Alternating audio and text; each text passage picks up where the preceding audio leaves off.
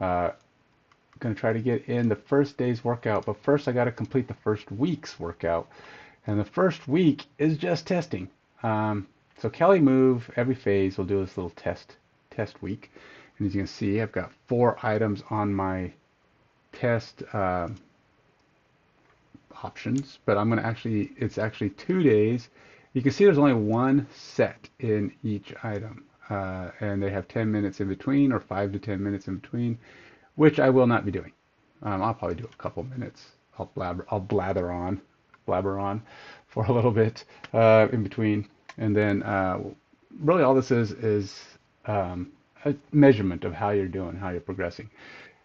Now you'll see that the numbers are 8 to 15 on all of these, except for the horse stance, which is just a stand and hold and wait for the best. You're just going to kind of try to get through these. The challenge here is that most of these are slow options, because during the normal workout last week, I did a lot of these same exercises, but they were not holds, except with the exception of swimmer, or they were not slow. They were normal press, 1, 2, 3, 4, 5, 6. You basically just kind of kept going. They weren't power, where you pushed as hard as you could on the ups or on one direction, but they were just standard. Just keep moving. These ones are slows, which means you're going to be going 1, 2, 1, 2, which is a lot harder. It will literally cut your lifts in half. So if you can normally do 50, getting to 25 is going to be tough. If you can normally do 40, 20 might be tough, because it's taking you twice as long. Instead of being 1 second each direction, you're basically doing 2 seconds each direction, which means the muscles are engaged for twice as long. So you'll be having to get your momentum going throughout the time.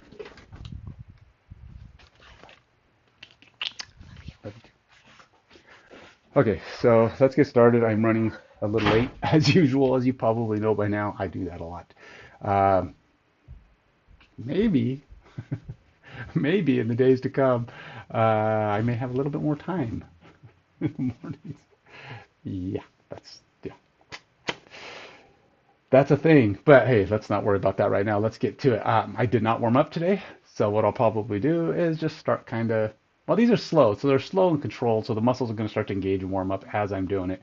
We're not going to be doing a ton to start. The first couple might feel a little tight, but as I go through, I should start loosening up. It's not going to be a hard press. A lot of times when you're cold and you haven't warmed up, one of the biggest problems is getting power. Because these are slow press, they're not really power lifts. They're controls, keep the muscles engaged, and the muscles will start to warm up as you're going. Less likely to injure, less likely to pull muscles at the slower paces.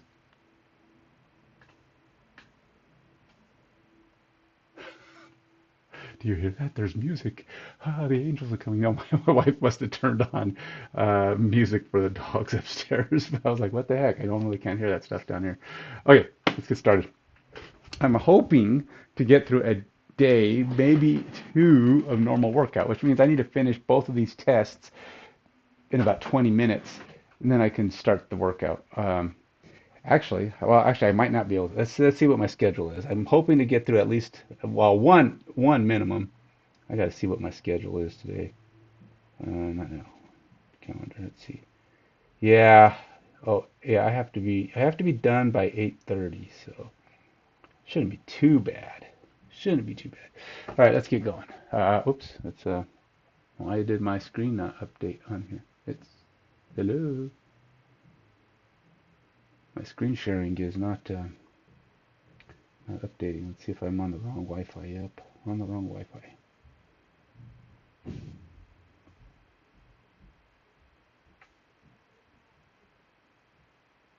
Let's see if this will reconnect here. It should be a little bit better as far as efficiency goes, assuming this connects correctly. Assuming it does in fact connect at all. Let's do this.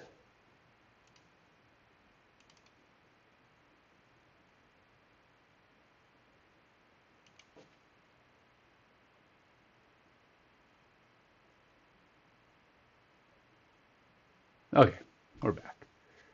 Hopefully it'll be a little bit more responsive now that I'm on the right network. Okay.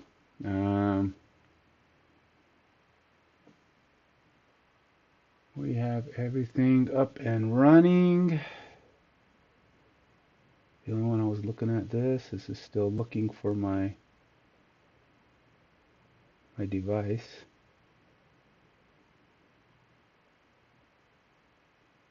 Hopefully it'll engage now that with it actually having something. Okay, start workout. Let's go.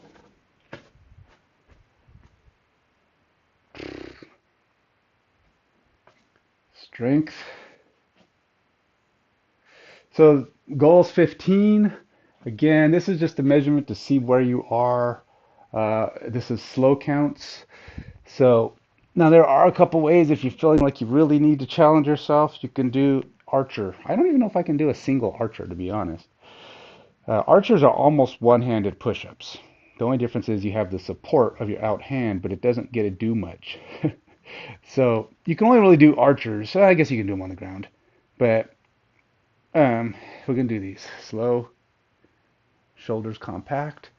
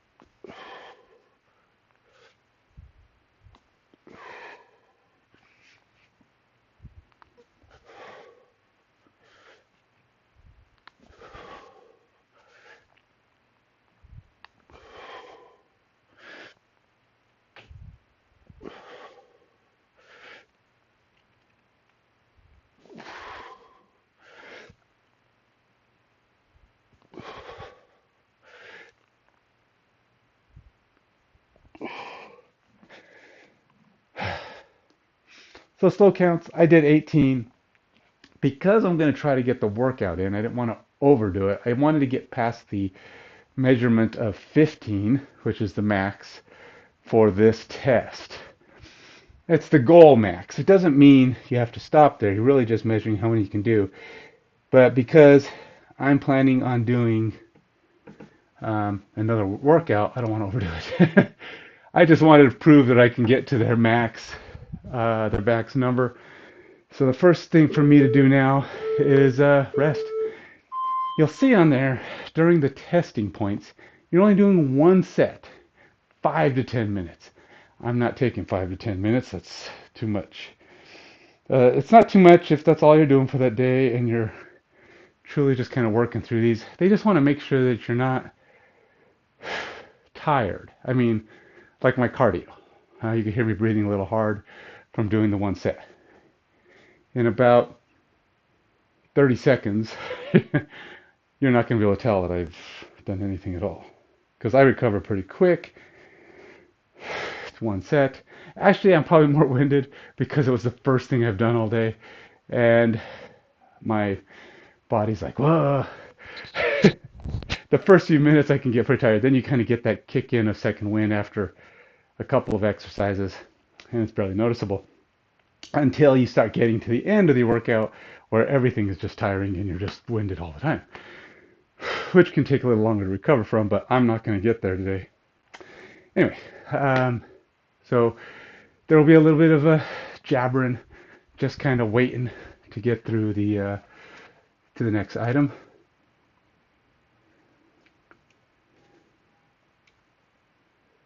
Let's update my tags, or at least part of them.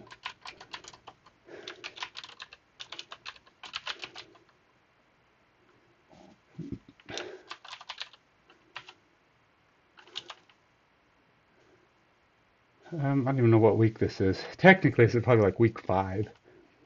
Oh, let's actually just put the day in. Let's do that.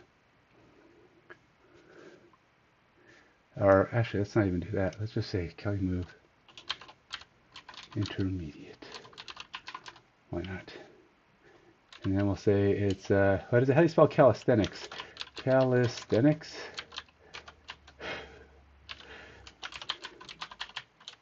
Close enough. Okay. It gets a little bit of update. So that's all right. That's long enough. So this next item is just row, or your, what do they call them? Your body rows. Now, body rows, again, are typically just normal pulls.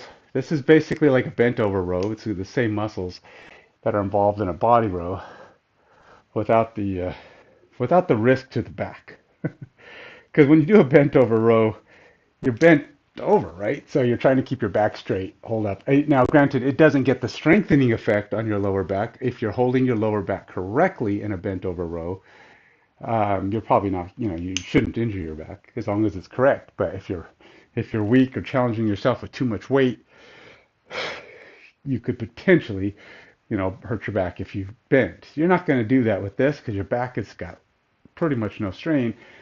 But that's both a negative and a positive, right? So what's going to happen is if you're doing a bent over row, either inverted grip or over grip, if your back is straight and you're holding yourself up correctly and your shoulders are back like they're supposed to be, you're actually strengthening your core because you're putting that load on and they're all trying to hold. It's like that stationary core strengthening. When you're doing this, there's none of that. I mean, a little tiny bit because you're keeping your body straight, but it's not really putting a heavy load on your body at all. So um, that's the advantage. Advantage, disadvantage. Less risk on the back, but less strengthening of the core. But there's other things that this workout does to work on your core. Freaky Dragon Fan.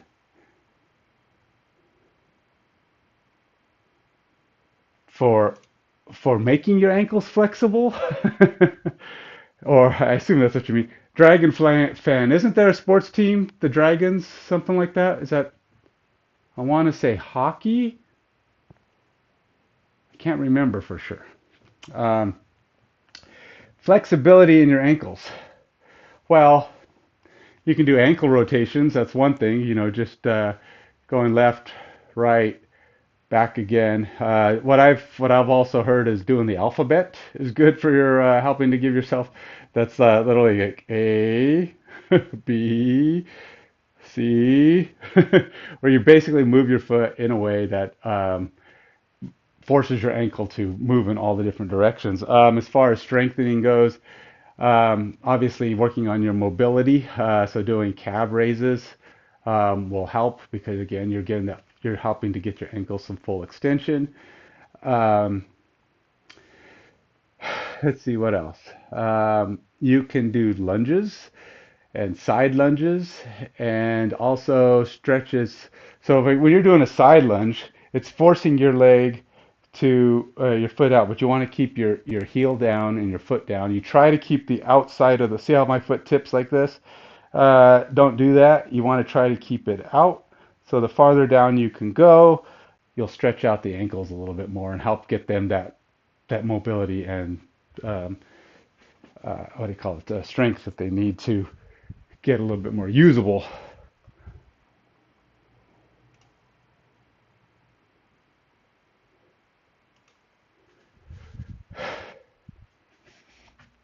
Um, who do the what city are the Dragons from? I'm not a hockey person, so actually I consider myself a sports fan, but unfortunately I'm really only a football fan. I watch other sports, or less I'm aware of other sports.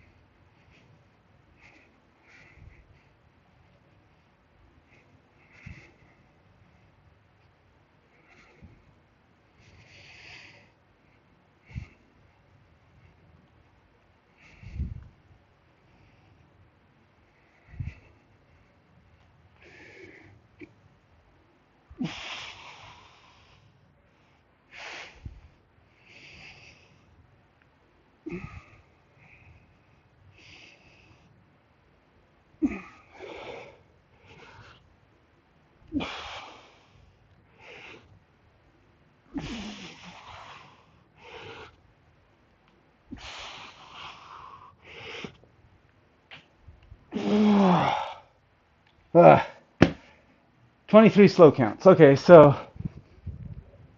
I think 22 is my old best for slow counts. That's 1, 2, 1, 2.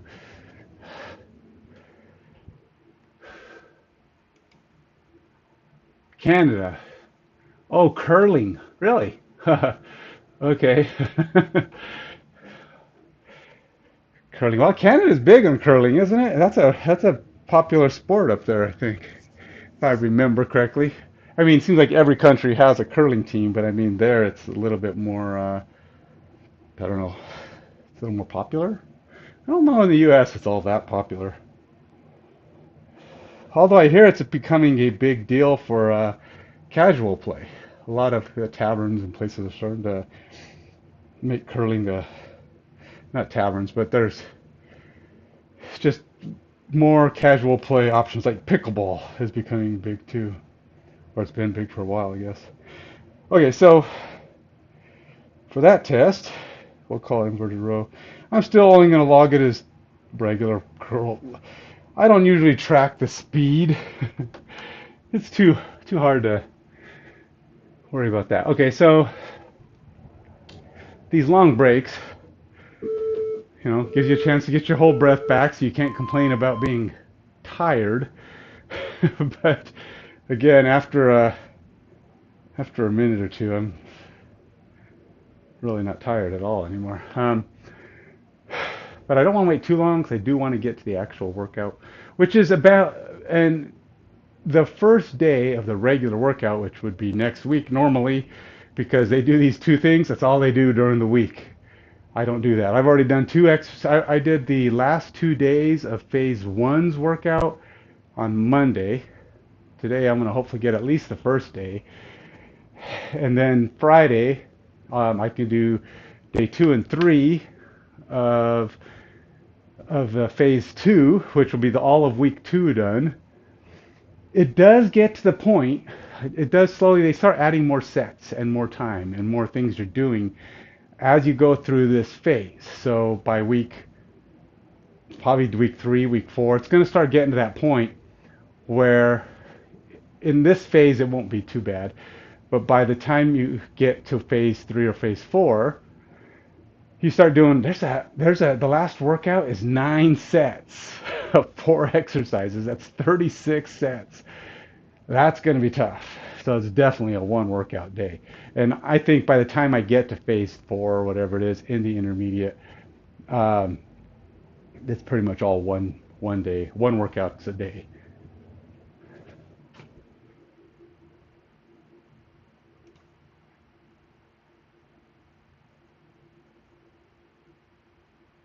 Hey, Yasser. Yes, I run quite a bit. I don't know, I run for days, but I've run marathons, I've run half marathons. Um, my most recent half marathon was November. I actually just ran one in the neighborhood just for Thanksgiving. I always do that. I usually try to run at least once a month. I'll go out and run at least a half marathon. I haven't done a full in a while. Fulls are just too draining. I mean, I can do 13 to 15 miles currently without, I can go out and just do it right now. I mean, I'd be fine. Although I'd probably be a little tired because it's been a little while since I've done 13, but I'm usually up in the 6, 7, 8, 9s throughout the month. So getting to 13 is easy. But when I do a full marathon, usually at about 20, it becomes mega work. And at 26, I'm just like, I'm done for the day. I don't want to do nothing.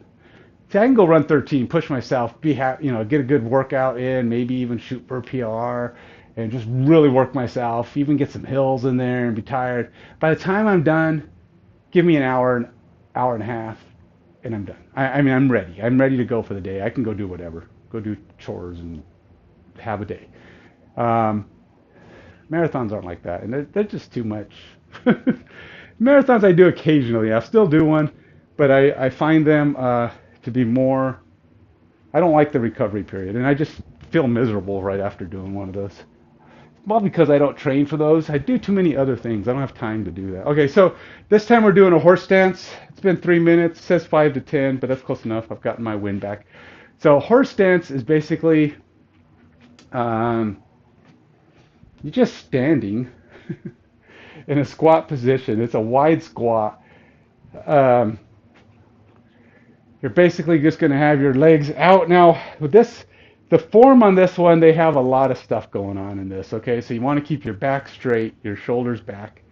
Um, you want to have your base. The way they actually set it up is he kind of starts with his feet together, and then he does this bit, stretching out his legs until he's pretty far out.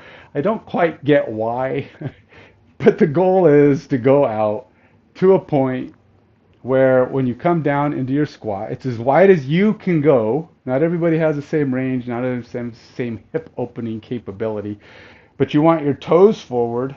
You want your weight should be kind of on the outside of your foot if possible. So you don't want to do this, no inside stuff. You don't want your knees collapsing in, and you want your knees to be kind of above your feet like this, okay? So you don't want to collapse inward. You don't want the weight, you don't want to feel weight and pressure on the outside of your knees. So you're coming out, and this is kind of why you want to be on the outside of your foot, because it forces your knees out. So if you keep your back straight, so now I'm just going to go ahead and set my timer. 5 minutes. I actually made it to 5 minutes. Okay, talking too much. Go. Now, this is supposed to be, I think, 60 seconds, 80 seconds. That's the time max. You can hold your arms out. Doesn't matter. You could just do this if that's what's better for you. But ultimately, the goal is, most important, back straight. Try to go down as low as you can. I don't have a lot of low in me, but I'm trying to go down to at least, where I'm about 90 degrees here. And if you're doing this good, your hips should lock in place. So in other words, you won't go down too low. You can't go into a sunken position because your knees are pointed forward and your your feet are pointed forward, and it rotates your hips in a way where you can't really sink too far, so you're getting that lock. If your feet go out too far, you can actually get into a more sunken position. You'll notice as you turn your feet and you're doing these things, you're going to be like, oh, yeah, I can't go any farther just because my hips have locked in that position, or they have a maximum drop position. I'm already at 70 seconds. I'm going to go to the 80. Doing one set of these. Trying not to let my knees drop, or drop in.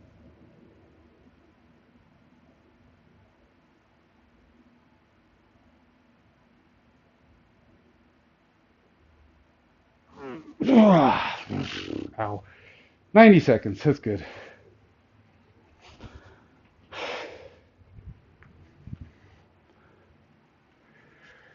Oh, it's only supposed to be 60, 40 to 60 seconds. Oh, all right, well.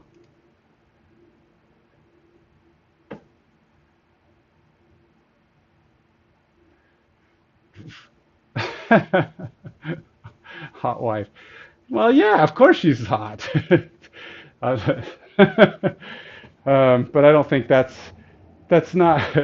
Of course, everybody's got their own view of beauty, I suppose. But she's hot to me. That's what matters most. I think she's sure. I mean, I don't see why anybody would ever say different. But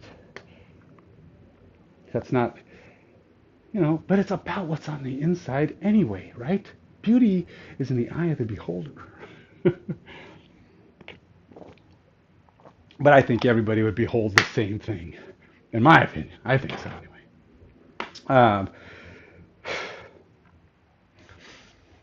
Okay, where was I? Okay, so running. Yeah, let me say, start slow. You don't.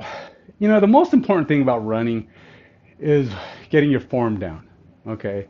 If you're just getting started with running, the first week, say you get yourself a marathon training program, and if you really want to run a full marathon, My suggestion, get a training program that goes up to at least 24 miles.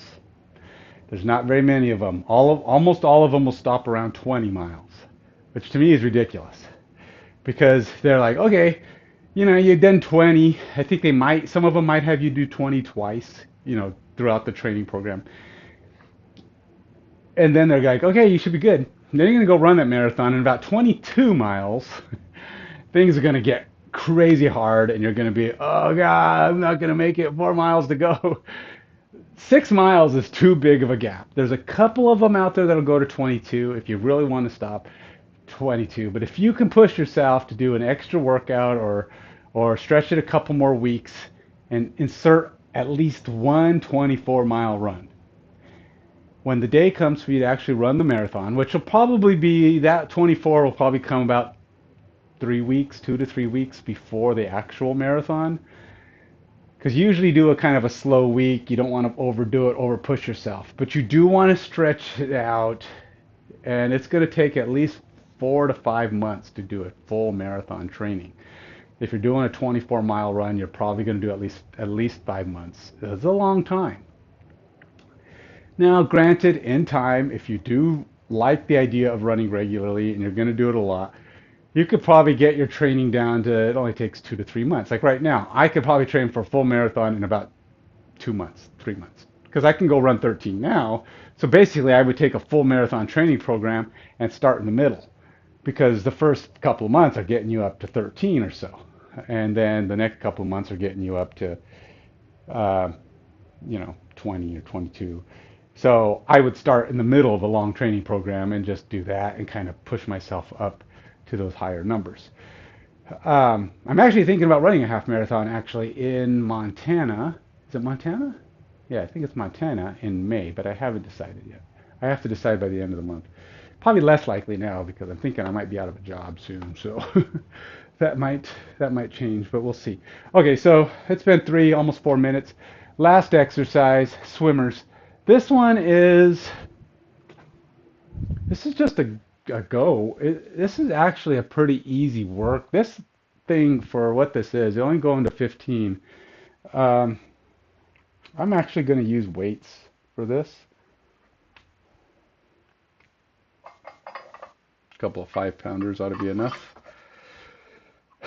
Um, Swimmers are basically, they're a little bit like you're doing a breaststroke. Um, that's probably why they call them swimmers. Swimmers are like, breaststroke is this, you're kind of coming around like that. These are just back and forths because you're on the floor, so you don't have any room to go down. But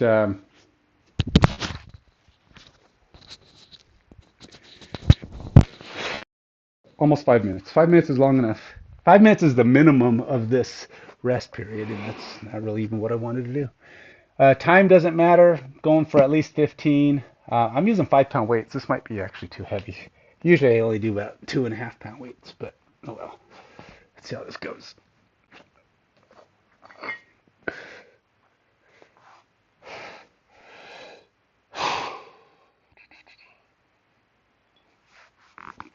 I have to keep my hands kind of upright so that this weight, because I'm holding it with one finger, which is kind of difficult. By the way, with swimmers, I don't think you're supposed to lift your feet. This is an upper body workout. Your feet stay down and you're just kind of going back and forth, I believe.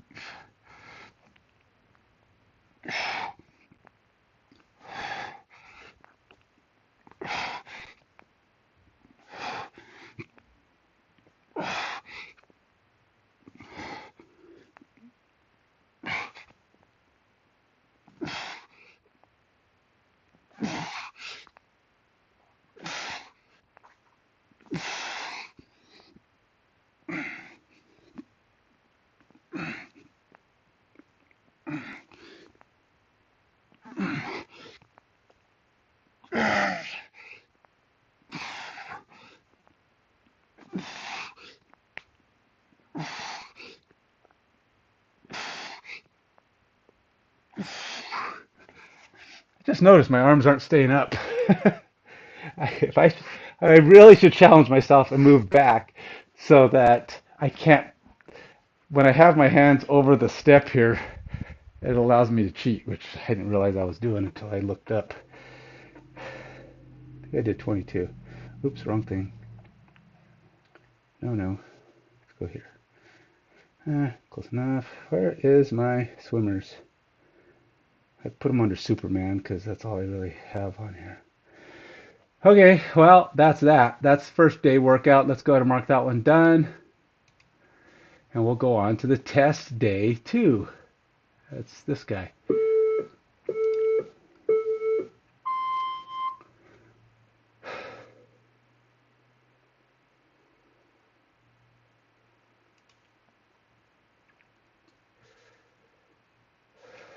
But when I was talking about, is this assisted? This is not assisted, right? Okay, these are regular pull-ups. So intermediate has moved on to regular pull-ups, which is nice because they do mostly assisted pull-ups in part 1, the beginner workouts. 8 to 15 on all of these. So the pull-up part is an explosion with a slight hold and then slow down. So this is going to actually be pretty difficult because explosion just means come up as fast as you can, hold it for a moment, and come back down. And you're going to come down in a count to 2. That negative is going to really make the positive difficult. And these are full length, full extension pull-ups.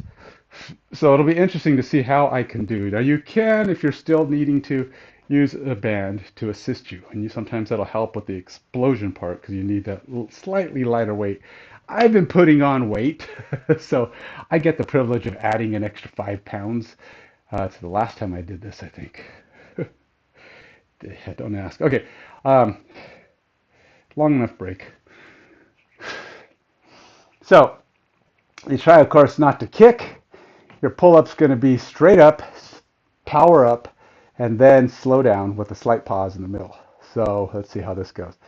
8 to 15. So the goal is at least 8. I will tell you this. I can't do 15. So the fact that it says 8 to 15, I can do 15 pull-ups normally, but not with the explosion, and certainly not with the slow down, burning up all my energy. So we'll see. 8's going to be tough. 8 might be. Let's see where I'm at.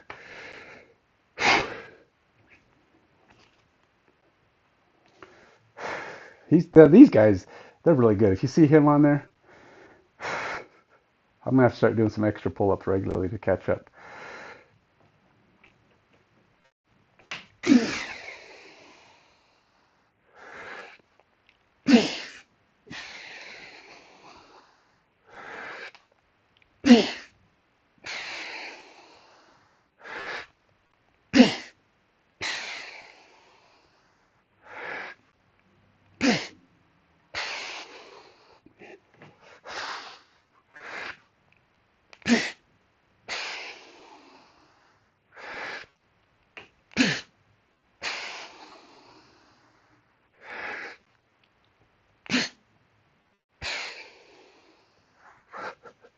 Wow, that was 8. That was sad. That was sad. I did 8. And I may have had another one. I mean, my grip was losing it though for some reason. I got to really work on my grip too. That's not great. Not great at all. I got to work a lot on my pull-ups to make sure I don't fall behind on this. Now I'm not behind because I'm still in the range, but I'm at the bottom of the range, which is not good. Let's go ahead and I have to customize this workout. Let's do the weighted.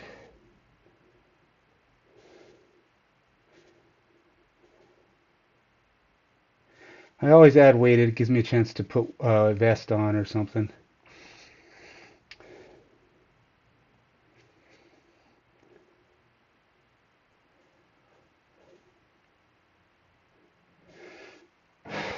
All right, so that's that for that test.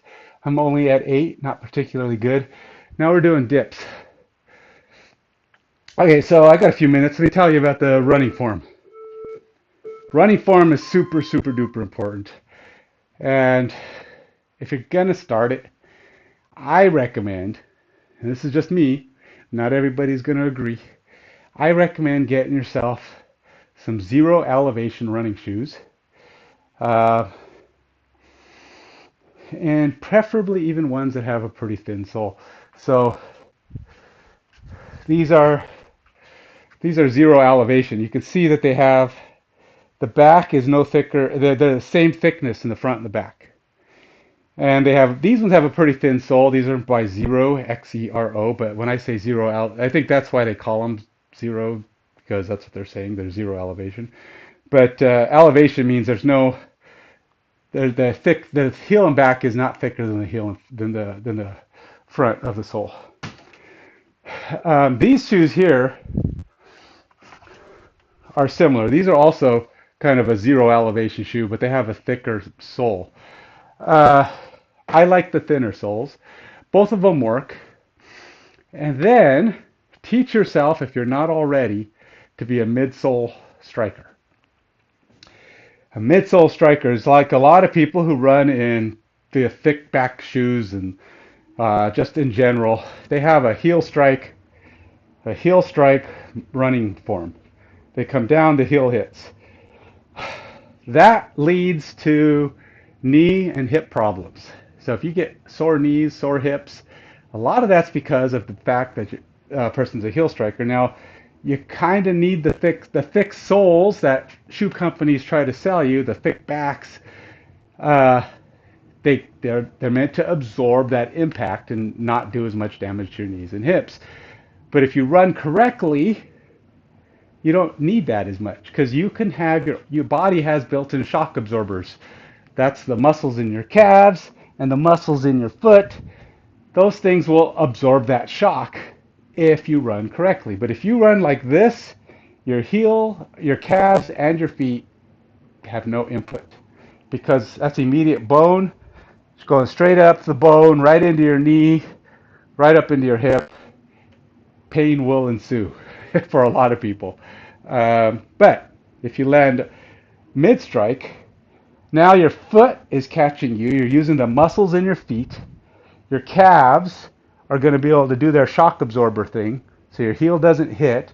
And as you get stronger and as your feet get better in those in your first few weeks of training, you're going to find that hopefully, in you hitting like that, you're going to go from hitting really hard because it takes those first runs are actually challenging. You're going to hit hard, but in time, your heel will barely touch the ground at all. You will also find, though, that your calves get really sore. It can be uncomfortably so. You might find that those first few times you go out and run, your calves are in pain all the time because you're strengthening your calves. Your calves are learning to hold you up and act like the shock absorbers they were meant to be. So for me, even now, I go run a 15-mile run or more. My calves are trashed because it takes a little bit to get up to that, and my calves take a little bit more work. I've had to work, quite a bit. I don't feel it much in the 10 to 13 mile range because I'm used to it. But even so, I could feel the fatigue. You still feel tiring in the legs. So it takes a bit to learn to do that. Vibram, I don't know if you've ever heard. These are the shoes I run in. These are my shoes. Zero elevation, very thin sole. They're very flexible shoes, and they have toes. I like the toes because it allows my feet to be flexible. I run full marathons in these things. Well, not these ones. I have a running pair, but the difference is the soles are slightly different. But they're basically the same shoe, and the running shoe actually probably has a thinner sole than this one. It's these ones here. These guys, but they have just a different layout. These are my day-to-day shoes. I just wear forever. I just wear whenever, I mean. Okay, so next set. It's been 5:43. All right, so dips. Okay. Now again, in the beginner workouts, dips are all assisted dips. I've never did them assisted because I can do dips.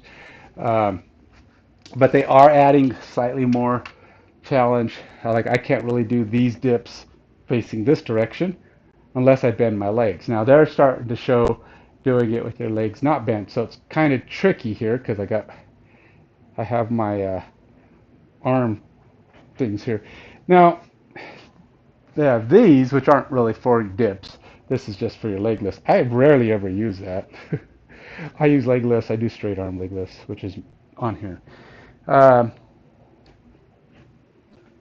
the other option is I could do this, and then it's straight leg. And if I do this, I probably won't be able to.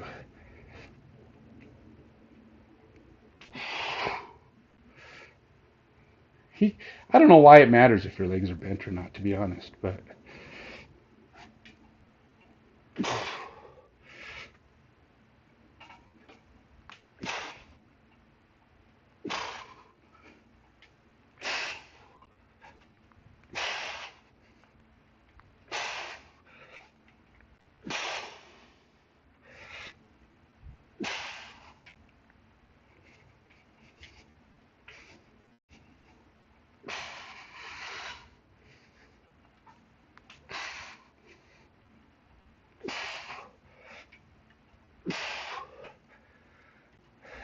dips are pretty easy.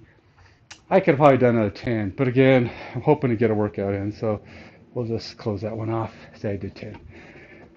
Is dips even on this thing? Nope. Uh, when I first set up these workouts for a phase, it's determining what belongs on there. Really? Oh, weighted. Oh, here we go. Weighted. I like to put a vest on through some of these workouts, so I'm going to set that up as just.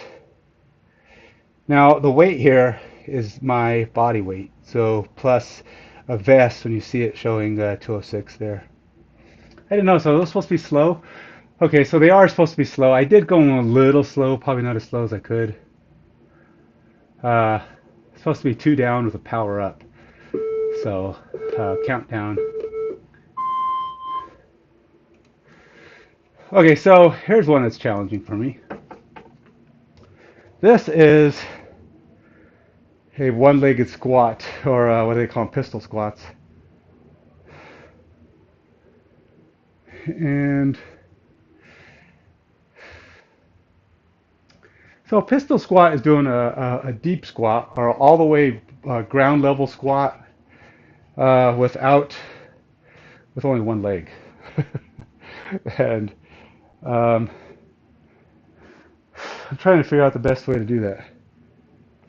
I think my 20-inch, I think this might be too tall, to be honest.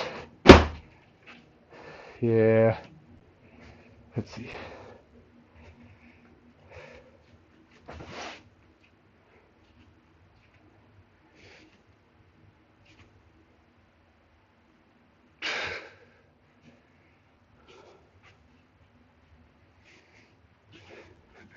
I am not a good one-legged squatter.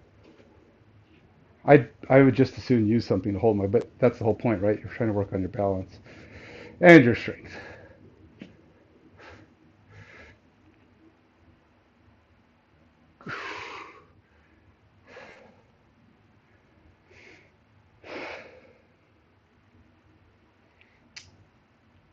All right, so we're supposed to do how many? 15 to 20? 8 to 15? I feel like I need something lower than that, but I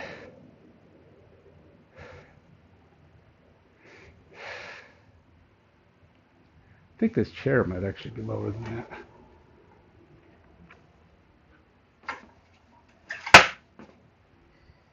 All right, let's do a chair. Now, it's a pretty safe bet. I can't do one. Why am I doing this then? You say, well, why are you using a chair if you can't do one on a chair? You can't. Because I have the strength to do it. I just don't have the balance, and I need to work on that. So I'm hoping that I can do this. Okay, so it's 8 to 15.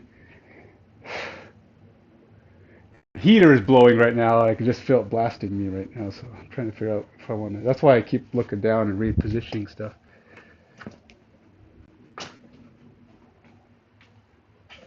want to get out from underneath my heater. All right, I'm stalling. This is a tough one. I don't like it. It's tough. It's legs in general. I don't like doing them. I do them. I do work out my legs.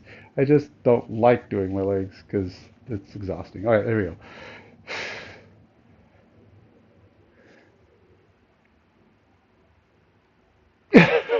This is really far down.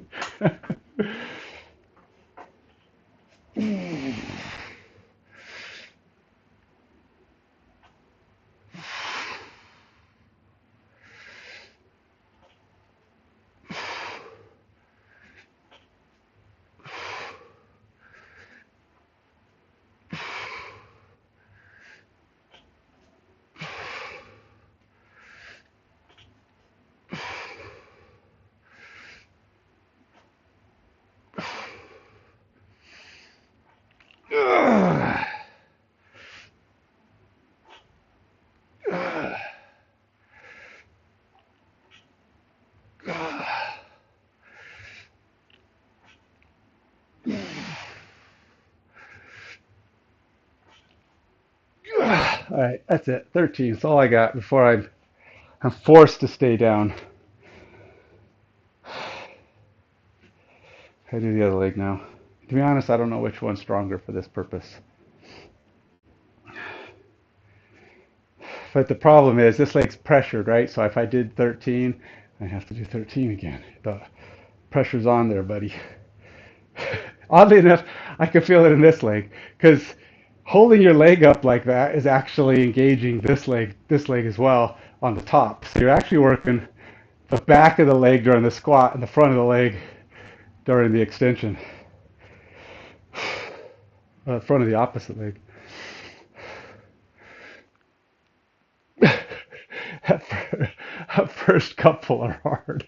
Learning to know how far down you're going.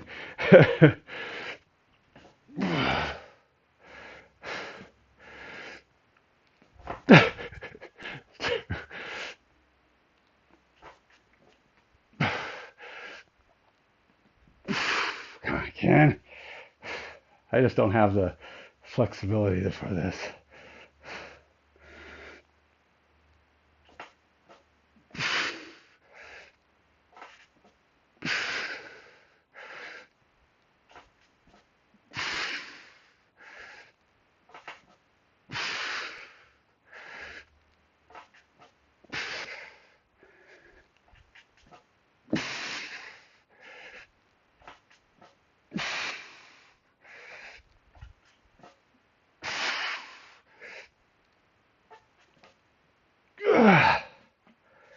All right, well, oh.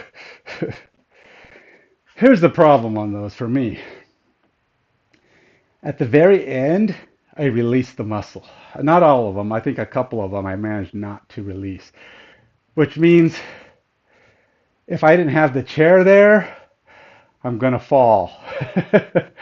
I'm not I'm not holding it engaged, and it's part of the trick is going down until you touch it, coming back up without disengaging the muscle. Even for a split second, what I'm doing, I'm noticing it as I come down for a split second when I touch the chair, I actually release.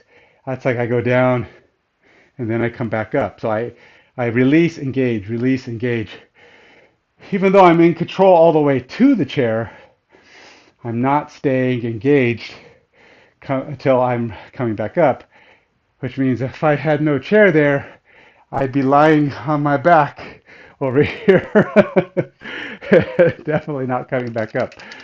So I'm going to need some work on those. So it looks like that and pull-ups are my weak points right now as far as doing the versions that this is requiring.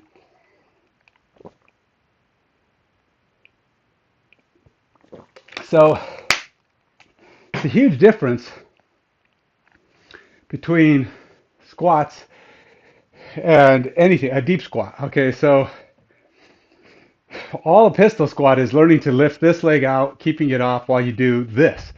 This is what you're going for with a pistol squat. Well, actually, it's more like this, right? And going down like this to the point where the lowest point you can go while keeping your back straight. So my back is right now trying to be straight. So this is as low as I'd be able to go because this is where my balance is, where I'm not lying on the ground. But this foot would be up and out in front of me, something I cannot do. I have done it kind of using the rings as my support, but even then, I have trouble holding the full form because I lean back a little bit, relying on these to keep me from falling over. So even though I'm strengthening the leg, I still don't have the full flexibility necessary to do that exercise. All right, last exercise of the training here, of the test week, we have windshield wipers. He calls them knee twists. I think it's really because it's a basic version. This is another exercise which for me is pretty doable, pretty easy. Um, but as far as intermediate goes, the two things that have changed from basic to intermediate is that no longer using bands, doing the same exercises, but you're not using bands anymore. I wasn't using bands,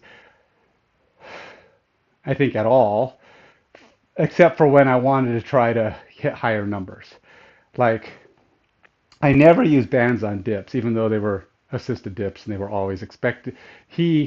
The beginner uses bands on the dips. So you basically put a band between, put your legs on the band, and it lightens you up for doing the dips. Never needed it, never bothered with it. In fact, on several of those workouts, I added my vest, 20 pounds or so. Um, I hit the maximum numbers. That's the goal. You hit the max number, then you start doing progressions. You start doing stuff to make it more difficult. He has progressions on there. You can add weight. You can add form changes, like I said, with push-ups. I always hit the max, the push-ups as well. Um, and so sometimes I added a vest. Sometimes I haven't gotten to the point, his progressions are all about going into an archer push-up. Still haven't gotten to trying that yet. Archer just means one arm's out and you're using a ring or the floor and you have one arm out. It's pretty hard, so to me that's kind of an extreme change. Um, Other things, oh yeah, he had obviously the bands on the pull-ups. I used bands on pull-ups when I was really trying to work on those power-ups, learning to engage those fast twitch fibers, which were not great. They're still not particularly great, so sometimes I'll still pull out the bands just so that I can work on that, firing those fast twitch fibers, learning to get a quick power-up. And then you come down slow, and then you do a power-up. And the bands help with that. They help you train those muscles that need to learn to jerk you up. Uh, a power up is like you'll see on the workouts on the CaliMove.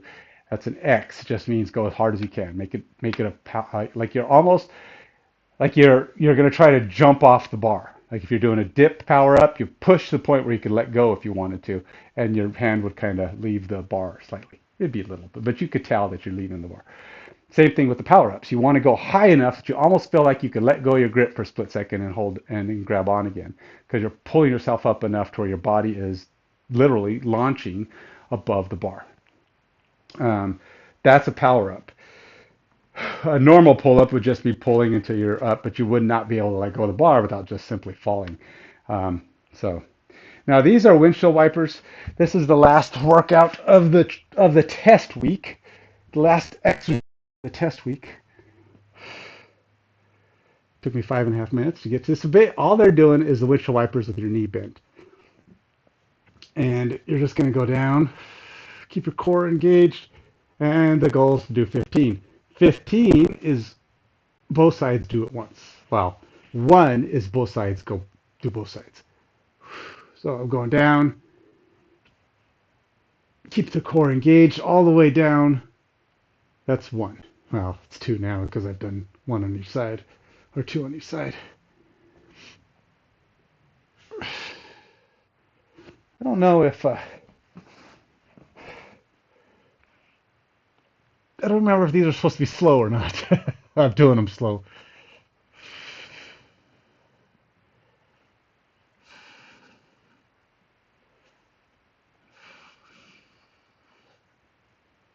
You want to keep your back always engaged. So when you're down here, you can feel your back is staying on the floor the whole time, the lower back.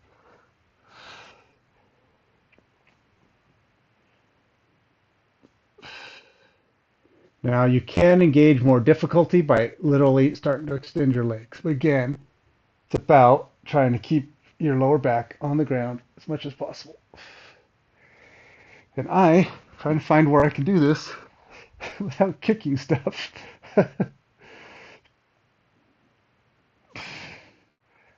The more my legs extend, the more this gap gets harder and harder to figure out. I should just move the ring. Probably be the best.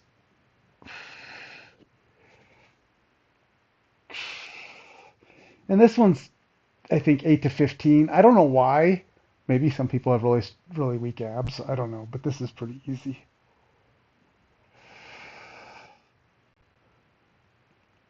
Now, the goal, of course, well, okay, so one of the form is keeping your shoulders down. You don't want to roll like this or any form of in the middle.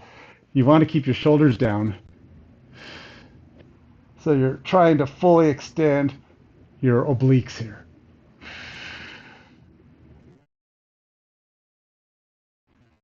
And you go down, ideally, almost to the ground.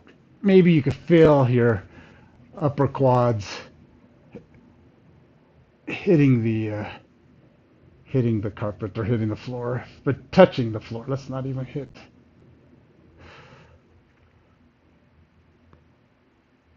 So I think my flexibility is not as good. It takes me a little bit more to get down all the way. But this really isn't that hard.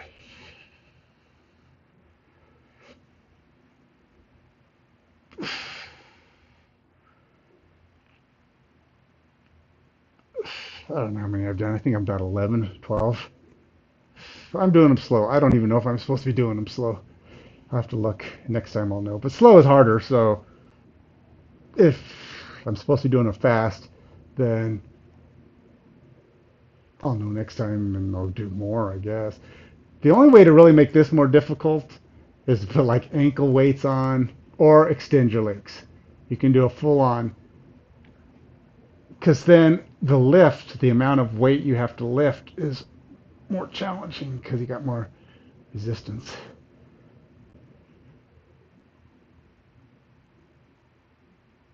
I'm bending my feet there because I think I have stuff I'm going to kick.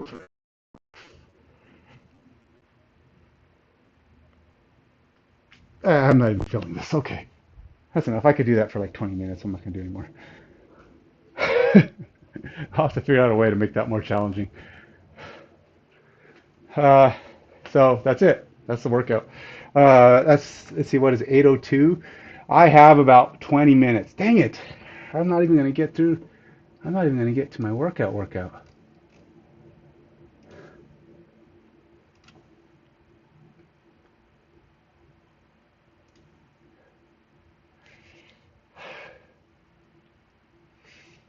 All right, so I don't even have, what do what do I call that, crunch? I don't even know. There's windshield wipers probably. I'm not even going to put it on here. I'll worry about it when we get to actual workout. We'll call that one done. Okay, so this one's a lot faster. You only get 12 minutes between each exercise. You're doing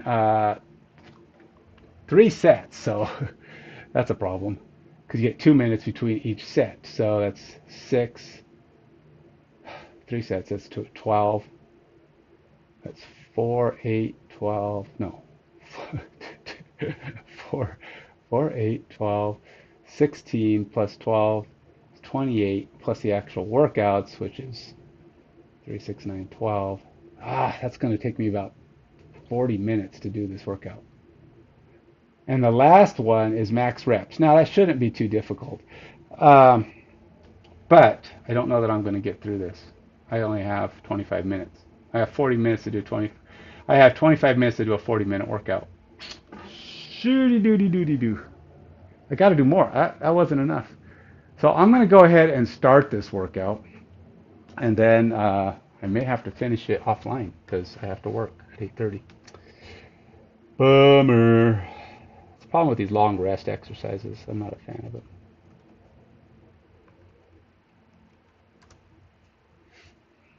All right, let's see. Hey, my heart rate did kick in. 72. See, I never got to a hard.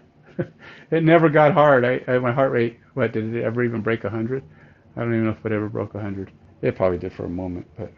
All right, so the first things I got to do is push-ups 8 to 15. Again, these are slow counts. This is actually, like I say, it's supposed to be 3 sets, so maybe I'll get a couple of the exercises done. Oops, wrong one. I might be able to do the push-ups and possibly the pull-ups.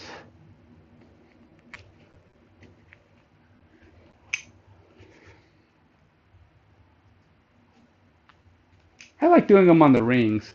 It's kind of like the difference between doing a bench press and doing a bench machine. Okay, so if you do a bench press with a bar, you actually learn to engage more muscles, right? Because you're learning to stabilize. If you remember the very first time you did a bench press and you were doing this bit, you're like trying to control it as it gets up there. But then, after a few months, few weeks, whatever it is, of doing bench press, you're stable. Even when you're tired and it's really hard, you rarely get out. As you get stronger and do it more often, even your body has learned to engage and stabilize the weight, even if it's too hard. You're just like here, here, here, here, whatever the difficulty is, you're not doing this anymore. Um, Now, occasionally a muscle might develop weaker, so you might be doing this or this, but even that, but you're not doing this anymore. It's the same kind of thing when you do it on the rings versus doing it on a bar like this. The bar is fixed, or if you're doing it on the floor is fixed. So you don't have any stabilizations to do. Or like when you put your feet on a ball, you're working on the core stabilization because your body's got to learn to keep other parts stable while you're focusing on the workout. And so a lot of times people find those kind of things challenging, and it adds a little extra to it. And that's what I'm doing by doing it on the rings, because as you get more fatigued, you're working on that stabilization, so you're not losing you're able to stay in place, working on the stabilization of your shoulders and and your upper body core. So I like doing, and that's why I like doing them on here. That's my uh, story, and I'm sticking to it. Okay, let's get to it. These are 2 counts, slow push-ups. 15 is the number. Really, on this one, you're supposed to do 15, or 8 to 15. If you hit 15, stop. But on the last set, in this case, the third set, you do as many as you can on the third set. So make sure you work on the speed, because if you're going fast and 15 is really easy, you're going to make that last set really long. But make sure you get your 2 counts. Just go 1, 2, 1, 2 down, 1, 2 up, 1, 2 down. You're going slow and steady. It's really what this is all about. Now, for me, I try to challenge myself by getting myself up on the tips of my toes if I can. That means putting enough weight on my arms that my toes don't have to hold my weight.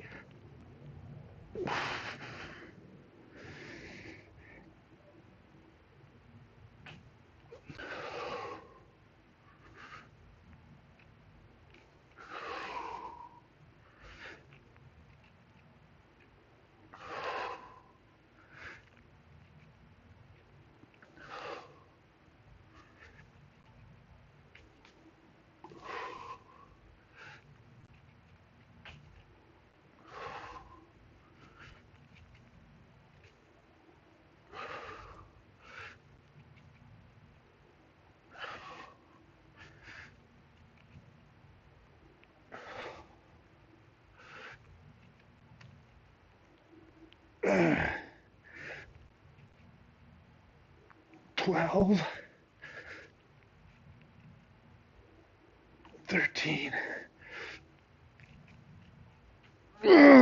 14,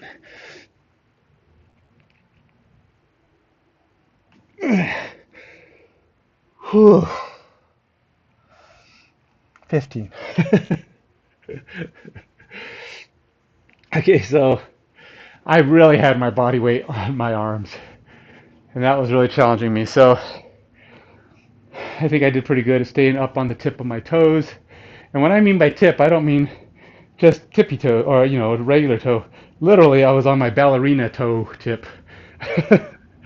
And my toes aren't that strong. So I have to have a lot of my weight on my arms just to keep myself up, or I'll just fall back down to the balls of my feet. Um, and that was tough. So when you weigh 185 pounds, you're lifting 185 pounds almost. I usually take about 20 to 30 pounds off.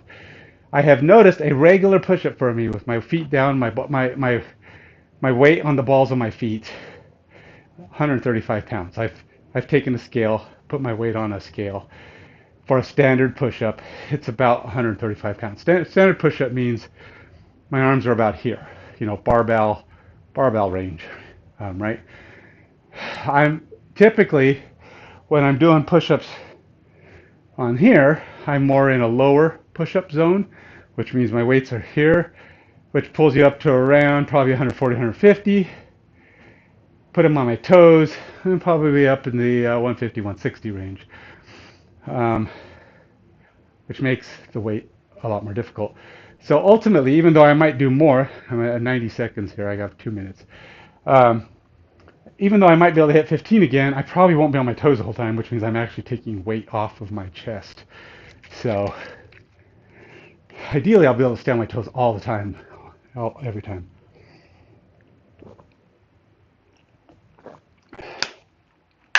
The goal of having your body, so much body weight towards the front, is you're getting a lot more, you're working the strengthening up of the whole upper shoulder area, because you're lifting your whole body, and that's the only way you're going to get to do planche holds, planche push-ups, all that nonsense.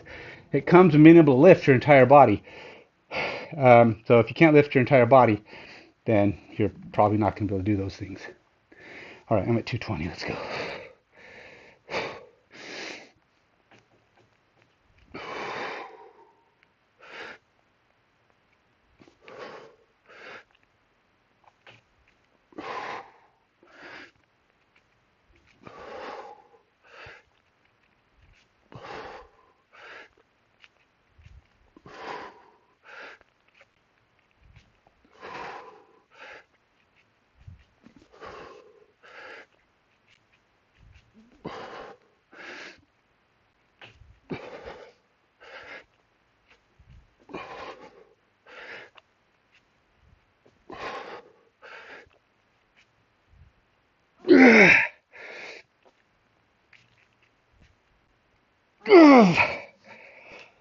Ugh.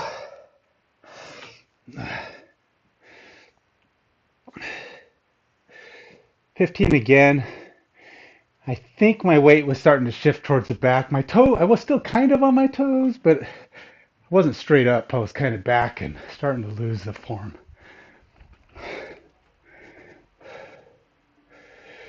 I'm going to say I'm hoping I'm getting into the 150 range. So I'm going to say 150. Oops. 150. 15. And I did it twice.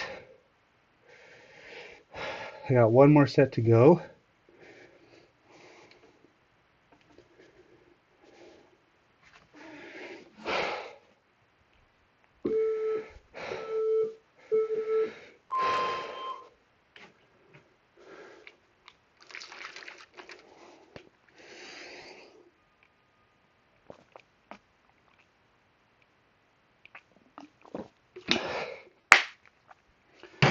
So it's always been an interest of mine that when you do body weight exercises, learning what your body weight, actual resistance is. Okay, this body weight is not me doing 185 pounds. I weigh 185 pounds. This is not 185 pounds. When I push up, my weight gets split between my two legs. But furthermore, neither leg is lifting itself, and neither leg is lifting the other leg. You're using this entire part of your body here to engage. These muscles are doing all the work. So the lower leg isn't even in the equation. The upper leg is the muscles doing the work. Now, maybe you can count it as part of the lift, but ultimately, you got to take off a minimum. I would say, 10% of your weight, 10 to 15% of your weight at least, is below the knee. So you can erase that right away.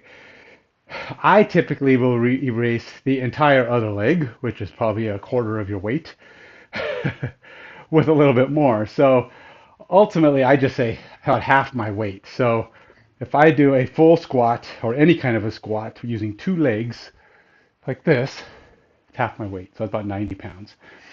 It's really difficult to measure that. There's no way to really know because standing on a scale, your body doesn't know.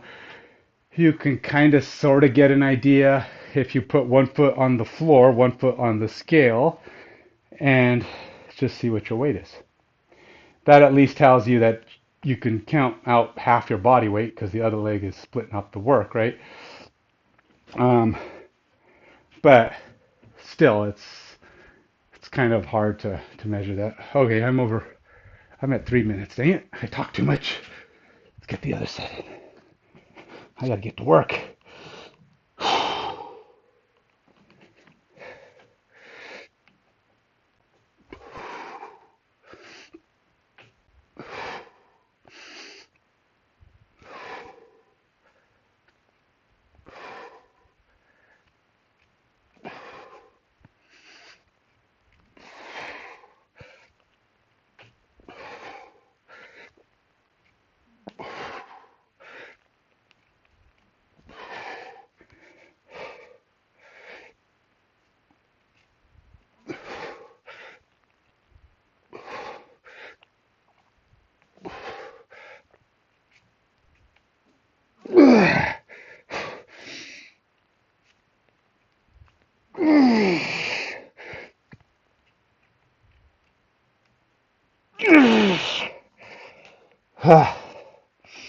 So I did 15 every time, but my breaks were kind of long. So it's probably not quite right. I might have a drop off next time I do this. I have machine inverted row. Do I have time? I got 13 minutes to get machine inverted row done halfway through this workout.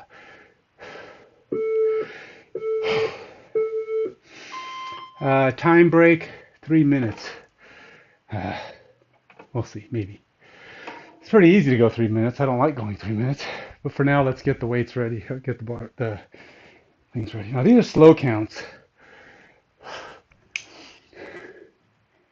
And what makes this difficult is I believe it's 15 to, or 8 to 15.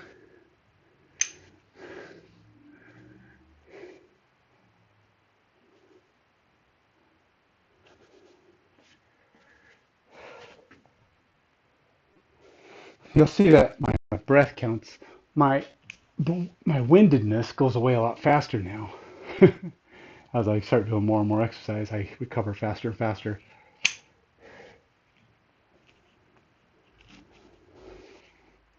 Up until a point where I'm really truly feeling a true exhaustion. Okay, so yeah, it's 8 to 15. Oh, you know what? Well, that's okay. The third set is supposed to be a max set. F, you see the little F on the workout there? That means as many as you can. I might have got one more in. Maybe got to 16. But my brain got 15 in the head. But it was super hard, so maybe not. Maybe 15 might have been my end. I might have fallen, lost it. I don't know. All right, so we're pretty close. 8 to 15 again. So good. Ideally, I'll do 15 every time. I did 23 during my test, so should be able to get 15 at least once or twice if I keep the rest right. Oh, well, I had 90 seconds. It's over 2 minutes. It's probably long enough.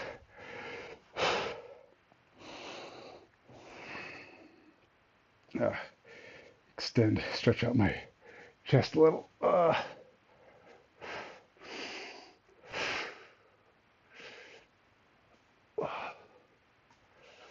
gotta do more of those. I'm feeling like my shoulders are tightening up again. All right. Here we go. 15 and then a break.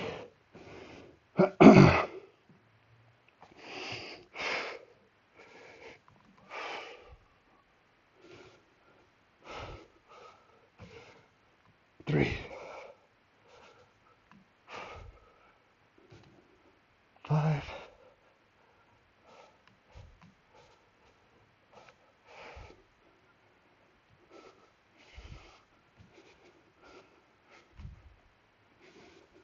10,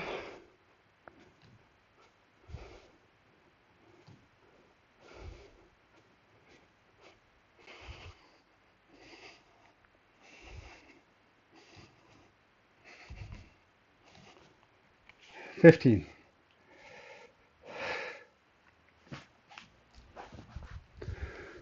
Okay, so that was pretty easy. We'll say 140. Now I actually measured. This is one, again, I measured by way of using a cool little gadget. I have it's a luggage weight. I don't know if you can see it. I don't think I'm on the screen here. Uh, but this is a luggage carrying weight scale. Um, so you hook it onto it and then you can lift it up and see how heavy your luggage is. I use it for actually checking things like the weight of my weights. How close is it? It's pretty good actually with my Bowflex dumbbells. I actually tested it. It'll hold. It's like 110 pound max. My dumbbells only go up to 50 something, so it's okay. I also was able to measure out how much resistance I'm getting on the pull. So I put it on one hand, lifted the ring up lifted the ring up that I have it on till the bottom of the luggage scale thing was even with the other ring. So it was a normal pull. Then I turned it on, set it, and did a pull-up and checked to see what the weight was. And then I doubled it. So I know how much body weight I have because it's both arms, or how much resistance I'm getting. So both arms are doing that same thing. I was able to see how much it was. Came out to about 70 pounds. Thus, I logged 140 at the lowest point. Now, obviously, the higher up you are, if you're doing an easier progression, the higher these are, the less weight you'll have. So you would have to measure your own guess as to what it is. You'd have to get a little low. They're not very expensive. They cost like $10. So, yeah. Well, got 2 seconds. Let's go.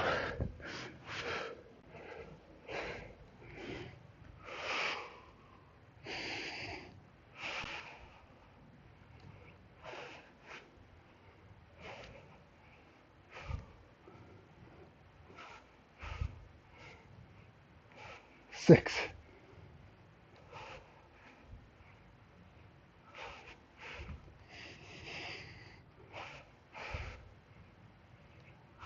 10.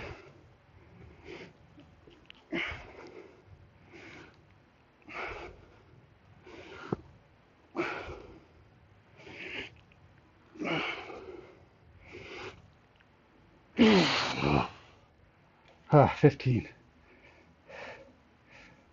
I will say this, it's getting harder. I don't know. I don't know if I'll be able to do 15 even on my max try, but we'll see on the next one.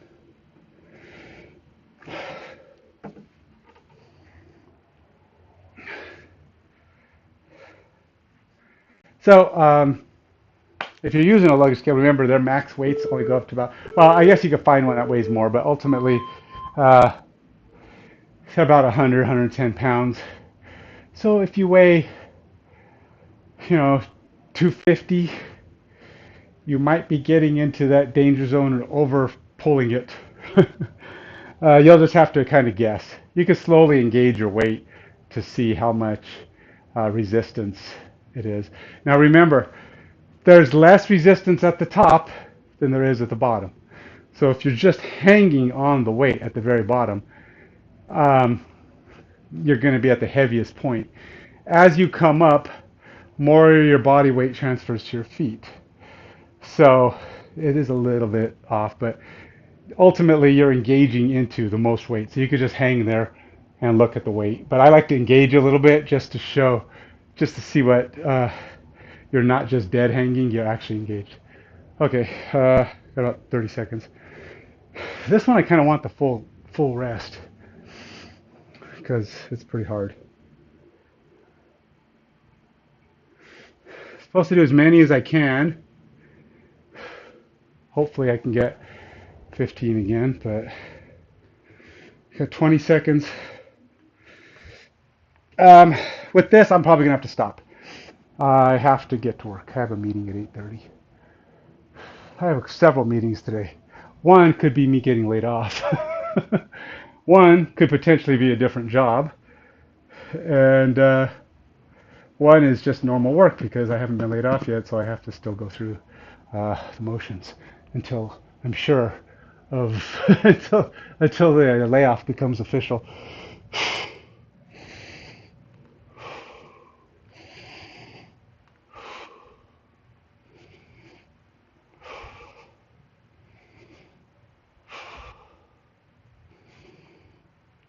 Five.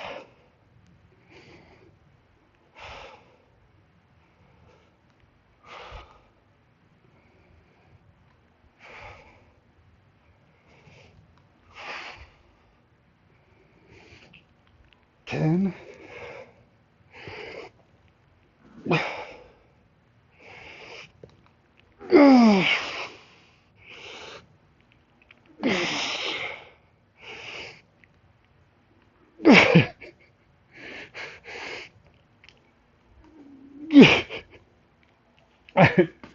All right, so I did 15-ish. As you can see, my 15th one was pretty bad. I was probably not even coming up full halfway to my normal range. It's weird on that one. It's like once you start losing it, you start losing it. There's no doubt as to where you're at. The thing is, it's not like it's kind of like, say with a bench press, you always get full range of motion. In fact, the more tired you get, the more full range it is, and the more obvious you're not doing it, right? So with a bench press, when you finally really are unable to do any, you basically can't extend your arms. This, you can always extend your arms. You're always getting to the beginning again. So as you get weaker, you just get less and less of the full effort. It'd be like, but you can't stop short on a bench press. You can go to here or here, I suppose, and come back. But it's pretty obvious when you're done. Anyway, I have to stop. I have to get to work. Meeting starts. I hear people clicking in and beeping into work. So that means it's time to do a thing. I will probably finish these other ones. These are actually pretty easy. The horse stance and the Supermans. I'll probably throw those in on the side. But hey, if you're into miniatures at all, I have to say this. It's my thing. It's my baby. Check out the X Case and the Mage Cage on YouTube and Instagram. Go to Active Minds Games. That's the streaming title. You'll see a lot of cool videos and cool pictures of what you can do, what kind of seeing the Mage Cage and the X Case in the wild. What we sell right now, we have in stock Mage Cages, magnetic inserts, flex iron, all that stuff to go with it. We are out of most X cases. We've got a few items left. You can go to AMG Direct if you're interested in getting some of those now. But if you want to be part of the Kickstarter, which we want to do to get bigger units, more clear units, more cool inserts to go with the cases, follow us on Facebook, Active Minds Games, same thing, and be part of that. Let us know what you think. Leave comments on any of the above. Comments are always welcome. Leave them on Instagram, Facebook, YouTube, whatever. Just let us know that you're interested and that you want to be part of that Kickstarter. You can always help out in advance. Go to my Patreon page. Anything you put there is going to go to either the stream or to helping get the Kickstarter going for those. We don't have an announced date for the Kickstarter because we're waiting to get to a certain point of interested followers. So that's why we need you to follow. Until next time, take it easy, stay fit, stay healthy. Goodbye.